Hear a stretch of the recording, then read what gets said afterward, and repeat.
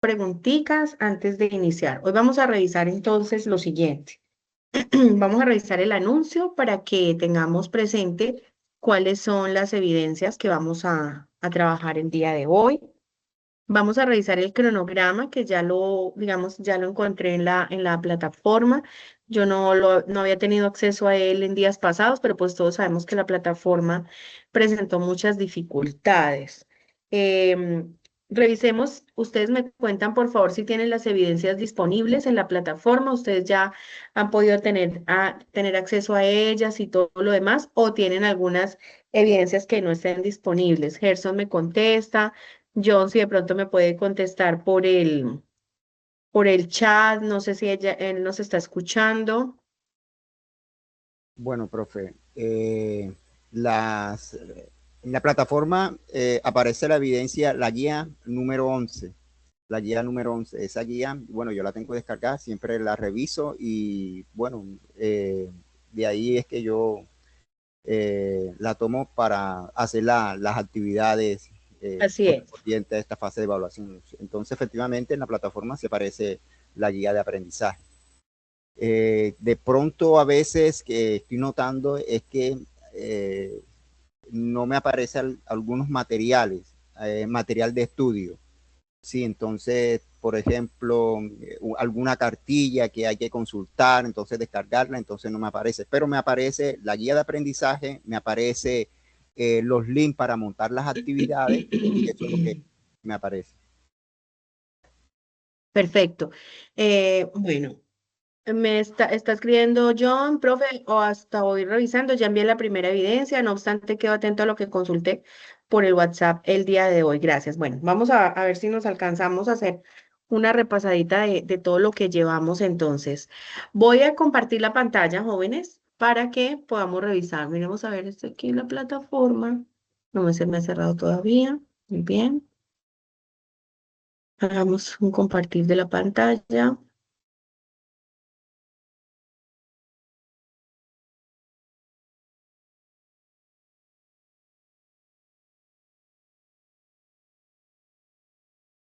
Bueno, muy bien. Yo creo, me imagino que a ustedes les funciona más o menos lo mismo que a mí. Me parecen muy útiles los anuncios, siempre son muy útiles, ¿cierto? Aquí en la plataforma, como están viendo ustedes, yo les proyecté o mejor publiqué la invitación a nuestra tercera sesión en línea. Ya es la penúltima.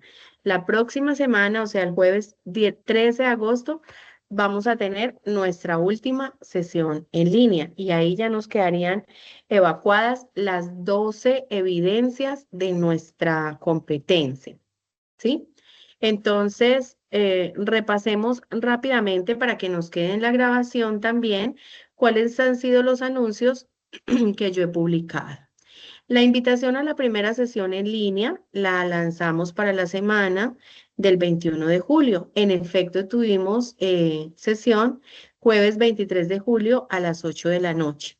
Allí abordamos un taller, unas evidencias, un taller que es sobre las características del trabajo en el contexto local, lo que pasa en nuestro municipio o en nuestra región. Se apertura la posibilidad de participar en el foro sobre características del trabajo en contexto local, un informe sobre trabajo decente, ciudadanía laboral, derechos individuales y colectivos en el trabajo, que la guía de aprendizaje estableció una larga, digamos, lista de interrogantes que nos guiaban y nos orientaban para poder participar en esta evidencia. Volvamos a anuncios y revisemos la segunda convocatoria, la segunda invitación que tuvimos. Esa la hicimos, entonces, la semana inmediatamente anterior a esta, cuando nos encontramos el jueves 30 de julio, 8 de la noche, y entonces allí hablamos sobre el foro sobre el convenio colectivo del trabajo y la libertad sindical, gráficos sobre la negociación colectiva y una infografía sobre la huelga. Para esto, yo hice con ustedes una presentación en PowerPoint que lo que buscaba era, digamos, facilitar o presentar de una forma distinta y apoyarles a ustedes en el material que pudiesen encontrar. en la plataforma para desarrollar lo que nos dice la guía, ¿cierto? La guía por fortuna es eso, es como el mapa de navegación, es la guía, es lo que nos lleva de la mano para poder presentar las evidencias, nos dice cómo lo hacemos, qué temas debemos tener en cuenta, si es un gráfico, si es una infografía, bueno, etcétera, etcétera, y nos va llevando como de la mano, ¿cierto? Eh, y ya para hoy, retomemos entonces el anuncio de la competencia, de la sesión de hoy. Les presento excusas, que me enfermé muchísimo y estoy como un poquitico mal de la garganta, entonces perdónenme ahí esas pequeñas interrupciones. Ya para hoy entonces vamos a revisar un mapa mental sobre la violación de los derechos del trabajo. Tengo un video muy corto, un video que puede seguir siendo muy vigente al día de hoy respecto a la situación que se plantea en un país de Latinoamérica, que es una situación, digamos, de hace un tiempo hacia atrás, pero que parece que está vigente el tema de la violación de los derechos del trabajo. Vamos a tener un foro estudio de caso, vamos a revisar si la guía nos dice cómo hacerlo. Yo tengo generalmente un caso planteado, se los pongo a ustedes a consideración para que lo revisen. Digamos que aquí ya pasamos desde la semana pasada hacia acá, hemos pasado al derecho colectivo, ¿sí? Al derecho laboral colectivo. Yo les explicaba desde nuestros primeros encuentros que el derecho laboral tiene dos grandes vertientes.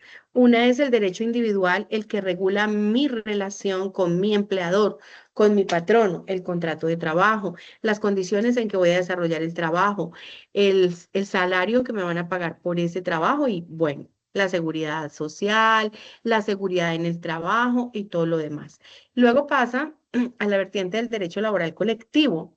Y esa vertiente entonces dice que ese grupo de trabajadores o ese grupo de colaboradores que hay en una compañía, en una entidad, en una organización o una empresa, como queramos nosotros llamarlo, entonces significa que se pueden asociar porque la Constitución política así se los permite, se pueden agrupar para exigir el cumplimiento de los derechos o para promover o buscar unos nuevos derechos, ¿cierto? Entonces, listo, ya tengo establecido mi horario laboral, tengo establecido mi salario, pero a través de la organización sindical vamos a cambiar el horario, vamos a proponer un horario un poco más flexible. Les compartía la experiencia de empresas donde a las mujeres cabeza de hogar o que tengan hijos menores de edad, pues tienen un horario más flexible para que lleguen a casa a acompañar a sus hijos en las tareas, en las labores, etcétera. Se consiguen, por ejemplo, salarios emocionales en el entendido de que el día de mi cumpleaños, pues me lo dan libre y no me lo descuentan. Si mi hijo cumple años, entonces me dan media jornada libre, no me la descuentan. Esas son luchas o logros que se obtienen a través del colectivo sindical. Por eso entonces hablamos allí de la negociación colectiva e incluso hablamos ya sobre el gráfico de la huelga. Ya hoy entonces trascendemos un poquito más. Si ya hemos venido caminando en el derecho laboral individual, en el colectivo, y ahora entonces estamos entendiendo que tenemos ciertos logros, que hemos adquirido unos derechos, que la ley me establece unos, pero que convencionalmente o por el acuerdo colectivo tengo otros. Vamos a ver cómo, habiendo superado todas esas situaciones, se pueden ver situaciones relacionadas con la violación de los derechos del trabajo. Sí, ese es un aspecto que nos puede afectar en este momento o puede que no nos afecte, no sabemos. Voy a presentarles a ustedes allí un video y entonces ustedes ya me dirán si eso pasa en Colombia, no ha pasado o podría pasar. Revisamos el foro estudio de caso y un cuadro comparativo sobre el derecho de petición y la acción de tutela, siendo estas dos figuras jurídicas constitucionales que buscan proteger nuestros derechos, que a veces los conocemos mucho, casi todos los días o casi siempre hemos escuchado en nuestro ámbito, sea laboral o familiar. Me tuve que presentar un derecho de petición a la EPS porque no me han entregado, no sé, los pañales para la abuelita de la casa. Ya me contestaron o no me contestan y se sigue vulnerando un derecho. Ah, no, entonces ponga una tutela, ¿cierto? Es lo más usual en este momento y que ha venido haciendo hace mucho rato carrera, sobre todo en el tema salud. Entonces, la acción de tutela, tutelar significa proteger, Esa es una acción que nosotros podemos desarrollar, protegida constitucionalmente, y entonces también la tenemos, no solamente para temas de salud, temas laborales, sino para todos los ámbitos. Recordemos que esta competencia busca, desde el inicio lo veíamos, generar en nosotros, como clase trabajadora, ustedes, queridos aprendices que se están formando para el trabajo, para que puedan tener una ciudadanía laboral consciente y participativa, ¿cierto? Cuando yo no tengo un derecho vulnerado, pero mi compañero de trabajo lo tiene, yo le digo, camine, presentemos el derecho de petición, camine, lo acompaño y montemos la tutela. No la sabemos hacer, entonces, ¿a dónde vamos? ¿A qué instancias vamos? ¿A la personería? ¿A la Defensoría del Pueblo? ¿Cómo funciona eso? Entonces, eso es lo que busca realmente ejercer una ciudadanía laboral, consciente y participativa. Voy a pasar entonces aquí, bueno, ya revisamos el anuncio. Miremos acá el cronograma que lo puso la instructora vocera. Nuestro cronograma, aquí está en Excel, entonces nos va marcando unas fechas, unas pautas. Yo me voy a dar a la tarea de revisarlas una a una para que no vayamos a tener dificultades en ninguna de las fichas. Recordemos que aquí atendemos, por decir, algunas trillizas, ¿cierto? Tenemos 3 fichas que vamos atendiendo de manera eh, al mismo tiempo. Entonces, el informe de trabajo tenía un corte de fecha el 25 de julio para participar en el foro hasta el 5 de agosto, o sea, ayer en el primer foro. El gráfico sobre la negociación colectiva, pues yo creo que ahí tiene todavía como un lapso más de tiempo porque ese fue el que vimos la semana pasada. Infografía sobre la huelga. Igualmente, ustedes saben que mientras estemos dentro de la fase, ustedes pueden igualmente cargar sus evidencias. Recuerden, estimados aprendices, que es muy importante que terminemos la fase de evaluación y todas esas evidencias estén ya cargadas. Es posible que la coordinación del Centro de Gestión Administrativa no nos permite habilitar más tiempos después de evaluación. Entonces, por favor, ahí seamos muy, muy juiciosos para poder hacer la participación. Sobre todo los foros es muy importante participar. El mapa mental de la violación de derechos del trabajo, pues que es el que vamos a ver justo hoy, está habilitado como hasta ayer en la plataforma, pero de pronto si no nos podemos mover en fechas dentro de esa ayuna, yo creo que sí les permite dentro de la fase poderlas presentar. Foro estudio de caso, entonces tendremos la opción de participar hasta el próximo miércoles 12 de agosto. Cuadro comparativo sobre el derecho de petición y la acción de tutela es para entregarlo este fin de semana. Y digamos que hasta ahí vamos. Me anticipo solamente a las últimas 3 que nos faltarían, que es presentar un texto argumentativo, participar en un foro Estado Social de Derecho y hacer una presentación. Entonces, digamos que chuleamos nuestro derrotero de hoy en cuanto al cronograma. Evidencias disponibles, digamos que nos queda aquí evacuado, porque voy a hacer la revisión de cada una de las evidencias ya con base en estas fechas del cronograma, es mucho más fácil. Y vamos entonces ahora a nuestra guía de aprendizaje. Recordemos que Gerson muy amablemente en el primer encuentro nos apoyó haciendo este descargue, lo tenemos incluso en el grupo. Vamos a buscar entonces acá mapa mental de violación de derechos de trabajo, página 15 de la guía número 11, que es la que estamos trabajando. Entonces se nos dice que esta actividad de aprendizaje busca comparar las condiciones del trabajo en el devenir histórico de la humanidad. La intencionalidad específica está basada en el marco de los derechos fundamentales en el trabajo para que la persona ejerza la ciudadanía laboral valorando sus principios fundamentales y apropiando las herramientas que le permitan protegerla y defenderla. Haremos entonces un mapa mental. Recordemos que un mapa mental es como un gráfico que tiene flechas, que nos une unas ideas, y para eso nos está sugiriendo que hagamos una lluvia de ideas sobre los derechos humanos del trabajo, indicando en qué consiste el derecho, cómo surge y ante quién se puede exigir su cumplimiento, o sea, el cumplimiento del derecho al trabajo. Aquí entonces estamos en nuestro encuentro. Vamos a ver, digamos, como las principales normas en cuanto al derecho de petición y la acción de tutela. Y aquí quiero decirles que se basa en 2 normas fundamentales. La una es el artículo 23 de la Constitución Política de Colombia, que habla del derecho de petición como un derecho fundamental y desarrolla la acción de tutela y el derecho, perdón, y el artículo 23 se fundamenta también en lo consagrado en la Ley 1755 del 2015, que reglamenta el derecho de petición, los tiempos que tienen las autoridades para darnos respuesta y que ante la falta de respuesta, ante esos silencios administrativos, pues entonces ya viene la acción de tutela que se presenta en el marco de cuando yo tengo un derecho fundamental vulnerado, puedo presentar una acción de tutela. Cuando no es un derecho fundamental, pues no cabe la acción de tutela. La ley diría que entonces tiene otros mecanismos para hacerlos efectivos. Voy a ponerles un ejemplo. Digamos que yo trabajo para una entidad estatal y que por alguna razón mi nombramiento como servidora pública se termina. Y entonces me sacaron porque yo estaba en un cargo de libre nombramiento. O sea, no entré por un concurso, no entré por un mérito.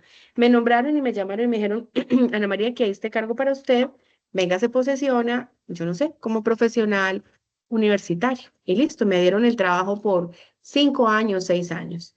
De pronto un día me dijeron, usted ya no tiene más trabajo y le vamos a dar por terminada su vinculación laboral con esta entidad estatal.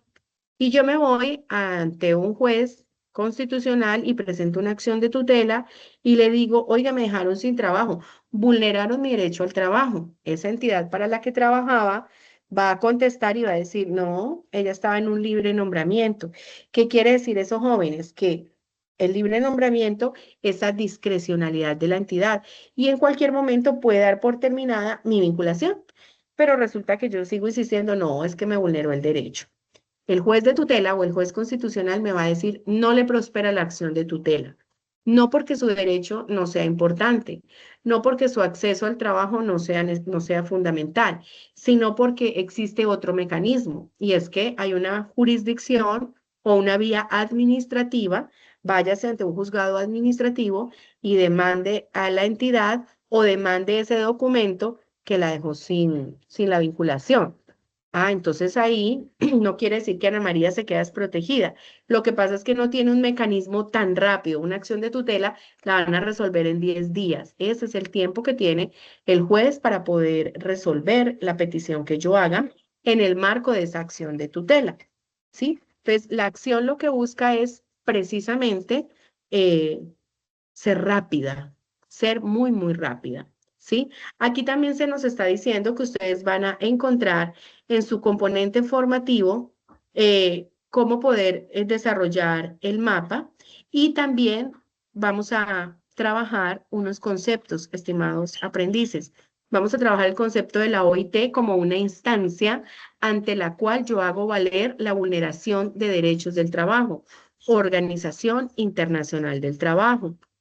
Tenemos la CIDH, que es la Corte Interamericana de Derechos Humanos. Ante ella también yo me busco ejercer una reclamación por los derechos vulnerados. Y tenemos la Corte Penal, que es una instancia institucional a la cual se elevan unas vulneraciones, digamos, de una proporción mayor. Ya van a ver ustedes en el video cómo podemos ir entendiendo un poquito más qué significa tener una vulneración de unas proporciones, digamos, un poco extraordinarias o fuera de lo común. Recordemos entonces que vamos a entregar un mapa mental, lo vamos a hacer en Word o PDF, mínimo una hoja o máximo dos, que si ustedes una vez lo tengan digitalizado, lo cargan en la evidencia correspondiente. Tendremos un foro de estudio de caso. Yo voy a entregarles a ustedes o voy a publicarles a ustedes un caso en el cual van a analizar cuáles son las cuantías que se puedan estar vulnerando, los derechos que se puedan estar vulnerando, en caso de incumplimiento, cómo poder actuar, y se nos dice entonces que ustedes van a preparar una cartelera digital. Yo entiendo la cartelera digital como algo similar a la infografía, que entre el texto y las imágenes nos suministra una información.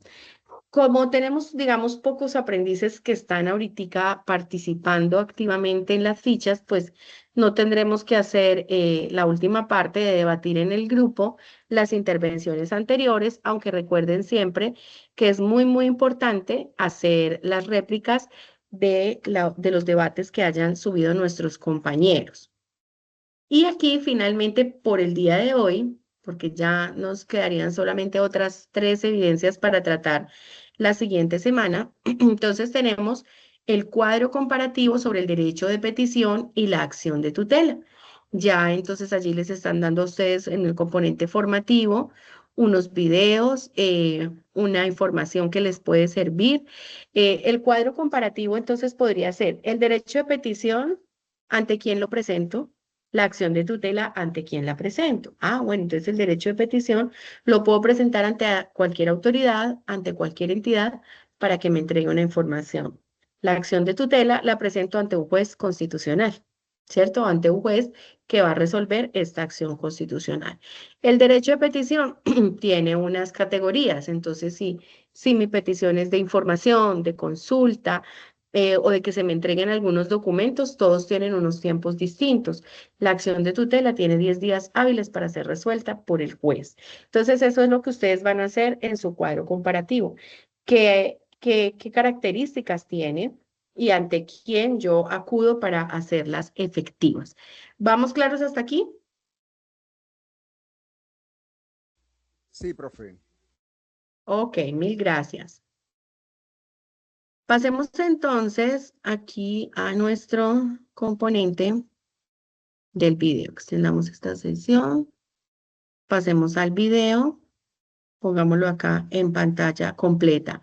El video dura casi 11 minutos. No es, no es un video, digamos, que nos va a generar allí aburrimiento, por el contrario, nos va a estar llamando la atención, vamos a escuchar algunos casos, unas exposiciones, unos testimonios y pues también vamos entonces a tener la posibilidad de revisar cómo es que se dan violaciones de derechos de trabajo a gran escala.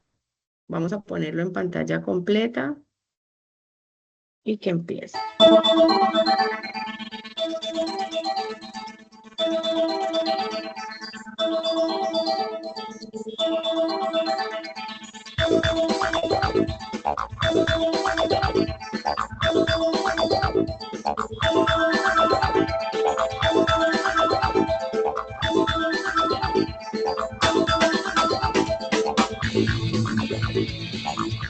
El derecho al trabajo y a la estabilidad laboral es uno de los preceptos establecidos en la Constitución de la República de El Salvador.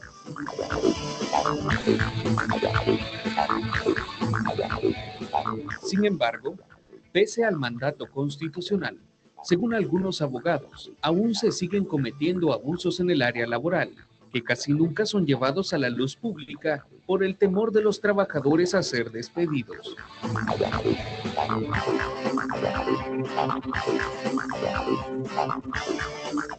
De los últimos 16 años para acá, la violación a los derechos humanos de los trabajadores y trabajadoras, podríamos decir de miles y miles de trabajadores y de trabajadoras, pues ha estado a la orden del día. Relacionado esto con despidos, relacionado con que cierran empresas, por ejemplo en el sector maquila. La ley establece 2 tipos de normas que rigen las condiciones para empleados públicos y privados, basados en la Ley de Servicio Civil y la normativa del Código de Trabajo. Quiero referirme específicamente al artículo 2 del Código de Trabajo. Ahí está específicamente y bien claro a quién se le aplican las disposiciones del Código de Trabajo, haciendo relación, por supuesto, caso aparte, para los empleados públicos, que tiene que ser la Ley del Servicio Civil.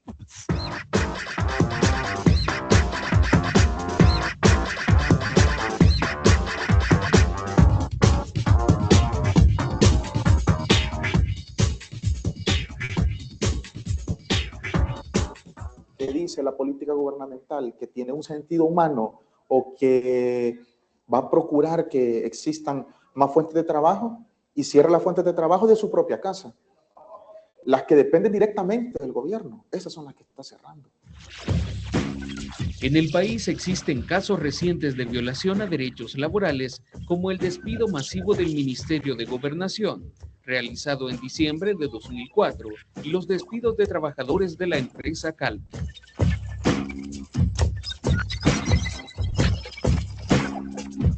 En el caso de los despedidos de gobernación, es un caso que en este momento pues ha abierto mucha polémica, pero sí son contratos dentro del Estado. En este caso pues le toca al Ministerio de Gobernación hacer el análisis correspondiente, y tengo entendido que ha sido una terminación de contrato y por ende pues no se les ha podido prorrogar este contrato debido pues a los reajustes que hace cada institución del gobierno. No se sabe a ciencia cierta por qué el gobierno cesa algunos contratos. Vaya, primero no se tiene claro por qué se tiene que trasladar a unas personas que estaban en ley de salarios a contratos. Una razón técnica debe haber, o debería haber, pero no la trasladan, no la exponen, no son claros en este tipo de cambios. Don Roberto trabajó más de 24 años en la administración pública y ahora es uno de los despedidos del Ministerio de Gobernación, para quien la situación se vuelve difícil porque él era la fuente de sustento de su familia. Bueno, definitivamente la inestabilidad económica y del estudio de los hijos, pues es evidente porque tengo dos niñas que todavía están comenzando a estudiar y con la situación tan difícil que está con la educación. Hizo 24 laborales, así por sueldo laboral, pues, ¿verdad? Y el siguiente año que les dijeron de que la antigüedad que ellos tuvieran no les iba a afectar a ellos en nada y que firmaran el contrato. Entonces, pues, ellos, como me dice Elba, porque más antes habían indemnizado a varios empleados con su tiempo. Entonces, a ellos les dijeron que querían. Entonces, él dijo que ganando poquito, pero sabía que mensual le iba a llegar ese poquito de dinero. Y fue así como él pues firmó ese contrato. La situación para esta familia no es fácil, ya que ahora Doña Rosa se ha convertido en la fuente de ingreso para los gastos de la casa. Hoy casi no me ha venido así decir costura, solo así remiendos, pero ahí vamos. Ahí me han traído ahorita $1 que acabo de poner un zipper. Ya me sirve para ellos. Pues va. A mi edad ya un trabajo es difícil encontrarlo, más que todo en el sector estatal, que ya no existe. Si a los jóvenes les es difícil encontrar trabajo, mucho más difícil va a ser para una persona de mi edad, ¿verdad? Para algunos abogados, la Ley de Servicio Civil no garantiza el derecho a indemnización de los trabajadores por presentar ambigüedades en su contenido. ¿Cómo no va a ser violatorio a un derecho humano fundamental? Por ejemplo, el derecho al trabajo. ¿Sí? El precepto constitucional que establece el artículo 2, el derecho al trabajo, por ejemplo, ya, que llega a diciembre del 2004 y simplemente le dijeron a ellos, miren, ya hasta aquí llega su contrato, ¿verdad? Los despidieron, no prácticamente los despidieron, y peor aún, que no tuvieron ni tan siquiera la decencia de indemnizarlos. Aquí lo que se necesita hacer es una revisión profunda de las normas que rigen a los empleados públicos. Porque si bien es cierto que la ley de salarios les otorga algún mecanismo de protección antes de ser despedidos, pero no están protegidos en una indemnización cuando cesan en su función. En el sector público, como le dije anteriormente, estriba y aplica la ley del servicio civil. Son totalmente diferentes las legislaciones. El mismo Código de Trabajo en su artículo 2 lo delimita.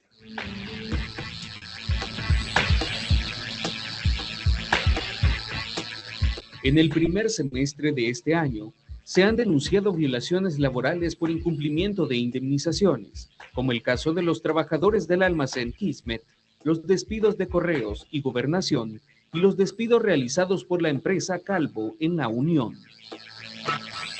Porque se cumplan nuestros derechos para tener el día de mañana. Nunca los despidos, nunca los dicen por qué. Solamente los dicen después que por falta, por 3 faltas que nomás le dicen ya está despedido. A veces no le dicen a uno, pero ahora como en este mes ya ha comenzado a despedir solamente sin justificación.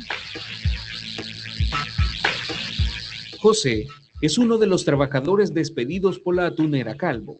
Esta empresa de capital español llegó al país hace 2 años, situándose en el departamento de La Unión, y ante la cual se han interpuesto demandas de indemnizaciones por lesiones de trabajo y el despido injustificado de 22 de sus empleados. No tengo ninguna falta en la empresa, en ningún momento he cometido faltas, ¿verdad? Así de que el jueves 30 me despidieron, me dijeron pues solo entregue su gafete y ya no va a trabajar con nosotros.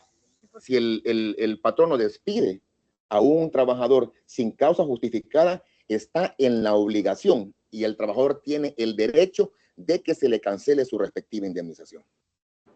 En el sector privado, francamente, es un problema de la ineficiencia que tiene la institucionalidad pública, el Ministerio de Trabajo, en hacer valer las leyes que tiene, en hacer valer, no, en que se cumplan las leyes que tiene que ver con los derechos de los trabajadores.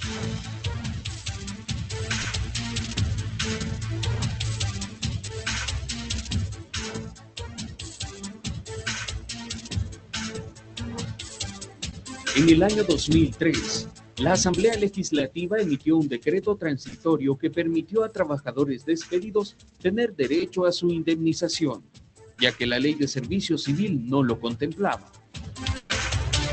Debemos reconocer que probablemente en algunos casos no se ha querido renovar el contrato por alguna falla del empleado. No sabemos, pero esa pudiera ser una razón. Pero eso no quita el derecho a este empleado a ser indemnizado. Pero sí quiero decirle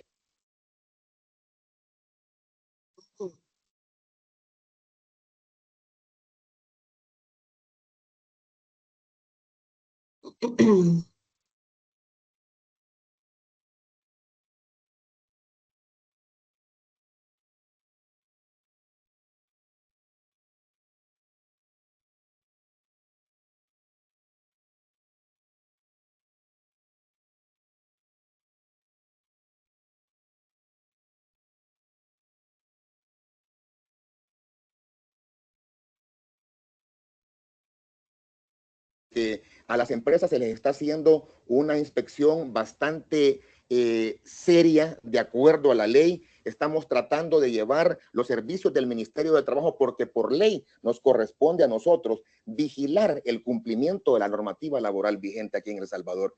Pero es que no hay ley de contratación, no hay sistema de contratación, eso es lo que queremos explicar, que no hay un sistema de contratación que legalice esa situación, no hay ley que haga que ese acto jurídico laboral sea válido. Aunque el Ministerio de Trabajo asegura haber aumentado las inspecciones en las empresas privadas, para algunos miembros de la Comisión de Trabajo de la Asamblea Legislativa, esto no es suficiente, ya que se debe garantizar el cumplimiento del Código de Trabajo y la Ley de Servicio Civil, que rigen a los trabajadores y empleadores.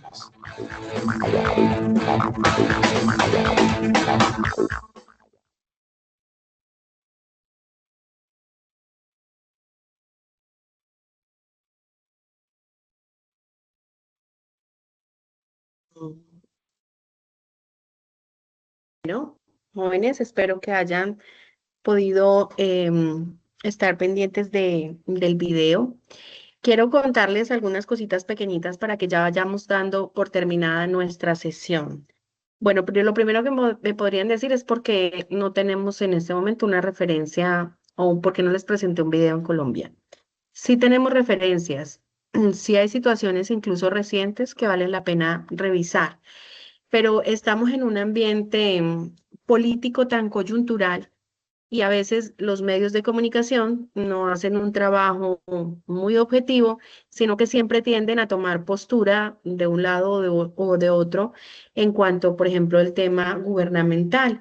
Entonces, yo creo que estamos suficientemente llenos de información de un gobierno, del otro, de la oposición, de quién ganó, de quién perdió, y entonces no me parecía como oportuno en este momento que en nuestro espacio académico tuviésemos que tener algunas posturas, algunas intervenciones de los medios de comunicación frente a lo que a veces pasa.